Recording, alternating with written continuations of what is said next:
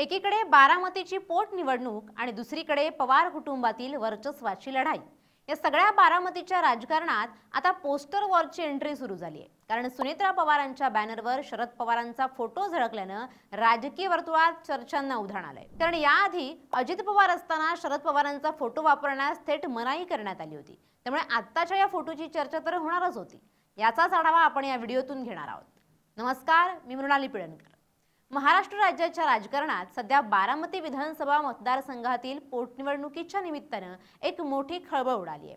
राज्याचे दिवंगत उपमुख्यमंत्री अजित पवार यांच्या पत्नी आणि राष्ट्रवादी काँग्रेसच्या नेत्या सुनेत्रा पवार यांच्या निवडणूक प्रचाराच्या एका डिजिटल पोस्टरवर चक्क ज्येष्ठ नेते शरद पवार यांचा फोटो झळकल्यानं राजकीय चर्चांना उधाण आलंय।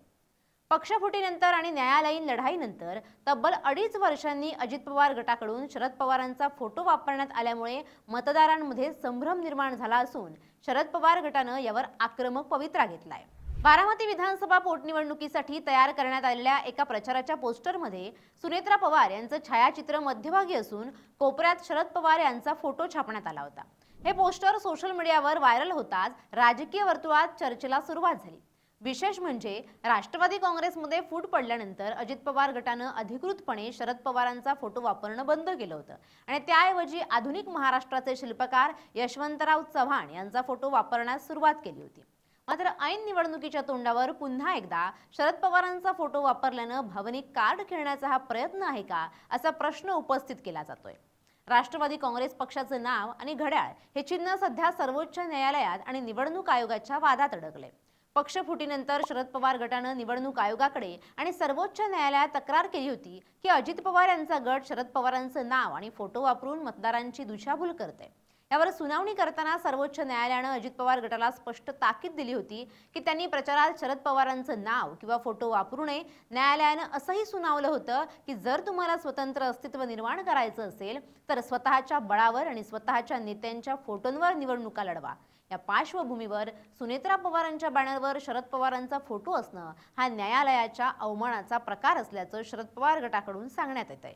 राष्ट्रवादी काँग्रेस शरदचंद्र पवार पक्षानं या प्रकारावर तीव्र संताप व्यक्त केला। जेव्हा सत्ता आणि पदासाठी पक्ष सोडला तेव्हा शरद पवारांची विचारधारा आठवली नाही, मग आता निवडणुकीत मतं मिळवण्यासाठी त्यांचा फोटो का वापरला जातोय, असा सवाल शरद पवार गटाच्या नेत्यांनी केलाय। त्यांनी निवडणूक आयोगाकडे धाव घेत हे मतदारांमध्ये संभ्रम निर्माण करण्याचं जाणीवपूर्वक केलेलं कृत्य असल्याचं म्हटलंय।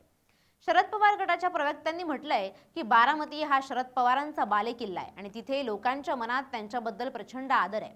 हाच आदर मतांच्या स्वरूपात वळवण्यासाठी अजित पवार गट अशा क्लुप्त लढवत आहे। मात्र जनता सुज्ञ आहे, अशा प्रतिक्रिया आता शरद पवार गटातून उमटत आहेत। तर या वादानंतर सुनेत्रा पवार यांच्या सोशल मीडिया अकाउंटवरून आणि संबंधित ठिकाणांहून तो फोटो तातडीनं हटवण्यात आला। अजित पवार गटाकडून यावर सावध प्रतिक्रिया देण्यात आली। हे पोस्टर एका जुन्या डिझाईनवरून चुकून तयार झालं असावं किंवा कार्यकर्त्यांनी उत्साहाच्या भरात ते प्रसिद्ध केलं असावं, असं स्पष्टीकरण देण्यात आलं।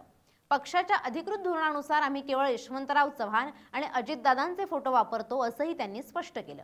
राजकीय विश्लेषकांच्या मते बारामतीमध्ये शरद पवारांचं वलय अजूनही कायम आहे। लोकसभेला झालेल्या पराभवानंतर अजित पवार गटाला जाणीव झाली आहे की शरद पवारांना पूर्णपणे वजा करून बारामतीत निवडणूक जिंकणं कठीण आहे।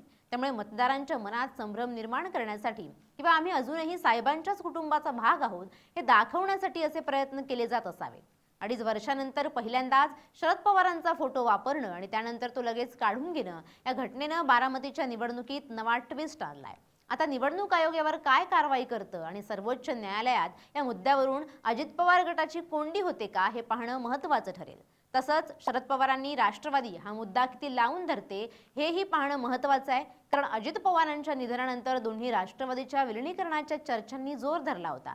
मात्र अजित पवार गटातील नेत्यांनी याला तीव्र विरोध केला। विशेषतः तटकरे आणि पटेल हे उघडपणे शरद पवारांच्या राष्ट्रवादीवर थेट हल्ले चढवत होते। एनडीए सोबत सत्तेत राहण्यावर ते ठाम होते, तर शरद पवारांच्या राष्ट्रवादीकडून रोहित पवार हेही तटकरे पटेलांना फैलावर घेत होते। आता या पोस्टरवर रोहित पवार काय भूमिका घेतात की काकांसाठी म्हणत हा विषय थोडक्यात सोडून देणार हेही कळेलच।